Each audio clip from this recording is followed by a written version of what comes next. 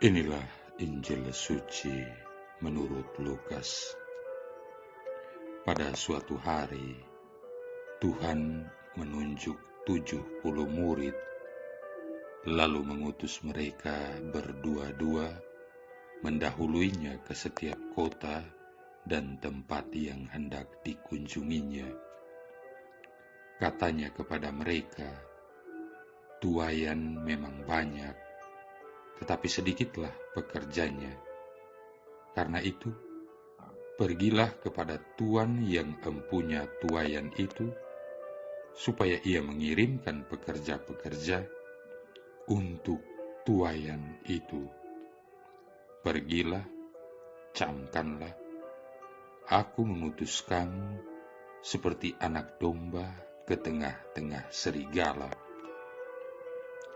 Janganlah membawa pundi-pundi atau bekal atau kasut, dan janganlah memberi salam kepada siapapun selama dalam perjalanan. Kalau kamu memasuki suatu rumah, katakanlah lebih dahulu, damai sejahtera bagi rumah ini. Dan jika di situ ada orang yang layak menerima damai sejahtera, maka salammu itu akan tinggal padanya. Tetapi jika tidak, salammu itu akan kembali kepadamu. Tinggallah dalam rumah itu, makan dan minumlah apa yang diberikan orang kepadamu, sebab seorang pekerja patut mendapat upahnya.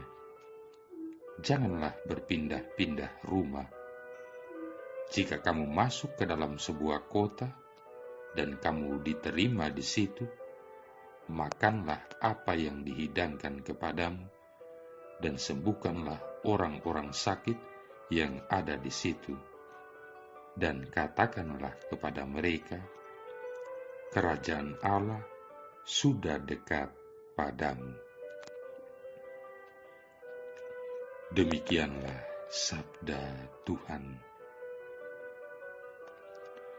Saudara-saudari yang terkasih, dalam kehidupan pelayanannya di dunia, Yesus mengutus 70 orang muridnya. Malah ada manuskrip-manuskrip kuno yang mengatakan 72 orang. Mereka itu diutus untuk apa? Untuk mengumumkan bahwa kerajaan Allah sudah dekat padamu. Santo Timotius dan Santo Titus menanggapi seruan itu dengan sebuah hati yang terbuka. Mereka memperkenankan Roh Kudus untuk mengubah hidup mereka.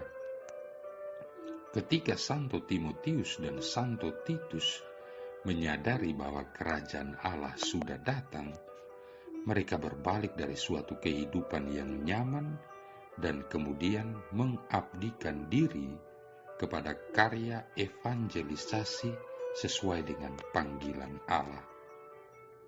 Kita semua berkat rahmat sakramen baptis dan teristimewa sakramen krisma juga dipanggil oleh Allah. Adalah suatu kepastian bahwa Allah mempunyai sebuah rencana bagi kita masing-masing. Santo Yohanes Paulus II pernah mengatakan demikian.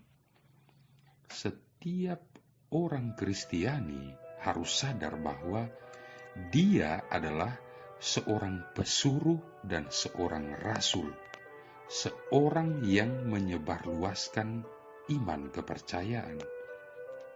Kepada siapa? Tidak hanya kepada orang-orang lain yang jauh, mulai dari rumah kita masing-masing, di lingkungan paroki stasi kita masing-masing, di tempat kerja kita masing-masing, di tempat kita masing-masing berbelanja, di mana saja dan kapan saja kita dipanggil untuk menjadi rasul-rasul. Sri Paus mengatakan lagi, setiap seseorang harus sadar bahwa dia adalah seorang pribadi yang di dalam dirinya api iman telah dinyalakan, api yang ditakdirkan untuk bersinar sehingga semua orang dapat memperoleh terang cahaya dan panas daripadanya. Saudara-saudari yang terkasih, kita harus ingat selalu bahwa panggilan kita adalah dari Allah yang Maha Kuasa. Pada malam sebelum sengsara dan kematiannya, Yesus bersabda kepada para murid-Nya, "Bukan kamu yang memilih aku, tetapi akulah yang memilih kamu, supaya kamu pergi dan menghasilkan buah, dan buahmu itu tetap." Yohanes bab 15 ayat 16. Kita memang sudah tahu bahwa kita dipanggil oleh Allah, namun seringkali kita masih saja mempunyai pikiran yang bernada negatif. Saya tidak pernah dapat menjadi seperti Santo Timotius dan Santo Titus. Mereka kan lain. Mereka hidup pada zaman yang lain sama sekali. Dalam hal ini mungkin kata-kata penuh hikmat yang pernah diucapkan oleh Mother Teresa dari Kalkuta dapat menolong kita. Seorang pengunjung di Kalkuta berkata kepada Bunda Teresa, "Bunda, engkau telah melakukan sedemikian banyak bagi orang-orang miskin. Engkau membawa Injil cinta kasih kepada orang-orang lain dengan begitu banyak cara. Saya tidak pernah akan sanggup melakukan hal-hal seperti yang telah Bunda lakukan ini." Tetapi Bunda Teresa menjawab, "Mungkin saya melakukan apa yang Anda tidak dapat lakukan, namun Anda dapat melakukan hal-hal yang saya tidak dapat lakukan. Bersama-sama kita dapat melakukan sesuatu yang indah bagi Allah." Sejalan dengan jawaban Bunda Teresa tadi, Santo Yohanes Paulus II juga mengatakan, kita dipanggil masing-masing dengan cara yang berlainan untuk pergi dan menghasilkan buah, untuk masuk ke dalam suatu relasi cinta kasih dengan Yesus sebagai murid yang aktif dan setia. Saudara-saudari yang terkasih, marilah kita menanggapi panggilan Allah itu dengan sepenuh hati, dengan keikhlasan, dengan ketulusan hati yang tidak perlu diragukan lagi. Sebagai orang Kristiani, kita diutus oleh Yesus untuk menyebarluaskan kabar baik bahwa kerajaan Allah sudah datang. Allah memiliki hasrat untuk memasukkan kita ke dalam barisan para pekerja ke kebun anggurnya. Yang perlu kita lakukan hanyalah membuka hati kita dan berkata, "Ya Tuhan, aku mau melakukan kehendak-Mu." Kalau demikian halnya, bagaimana kita harus memulainya? Kita harus mulai bersama Yesus sendiri, memberitakan kepada orang-orang lain tentang Tuhan yang bangkit dari relasi kita sendiri dengan Dia. Kalau setiap hari kita menyediakan waktu yang cukup untuk berdoa kepadanya, mendengarkan apa yang dikatakannya melalui sabda-sabdanya kepada kita, serta mempraktekannya, maka upaya kita untuk berbicara tentang Dia kepada orang lain menjadi suatu tindakan yang natural. Dalam kesempatan ini, ingatlah bahwa seseorang tidak dapat memberikan sesuatu kepada orang-orang lain kalau dia sendiri tidak memiliki sesuatu itu. Kalau kita gantikan kata sesuatu itu dengan Yesus, maka kita dapat menyadari pentingnya arti pengalaman akan Yesus sebagai syarat awal setiap upaya seseorang untuk mulai melakukan evangelisasi. Kita tidak perlu melakukan perjalanan jauh-jauh seperti yang telah dilakukan oleh Santo Timotius, Santo Titus, dan Santo Paulus sekitar 2000 tahun yang lalu. Karena kita mempunyai banyak sekali peluang untuk memberitakan Injil. Setiap hari kita mempunyai kesempatan untuk memberikan diri kita sendiri, untuk bercerita kepada orang-orang lain bahwa Allah mengasihi mereka. Kita berdoa untuk mereka dan berbagi iman kepercayaan kita dengan mereka. Saudara-saudari yang terkasih, Pastor Gino Henriques CSSR, Direktur dari Evangelization 2000 untuk Asia Oceania yang berkedudukan di Singapura, mempunyai sejumlah cerita aktual tentang upaya umat dalam evangelisasi. Hal-hal kecil yang dilakukan sungguh dapat menghasilkan buah. Kata Pastor Gino, ada seorang perempuan setengah baya yang bekerja di dapur pastoran. Pada suatu hari, Pastor Gino bertemu dengan perempuan itu di halaman gereja, yang kelihatan dia sedang bergegas mau pergi.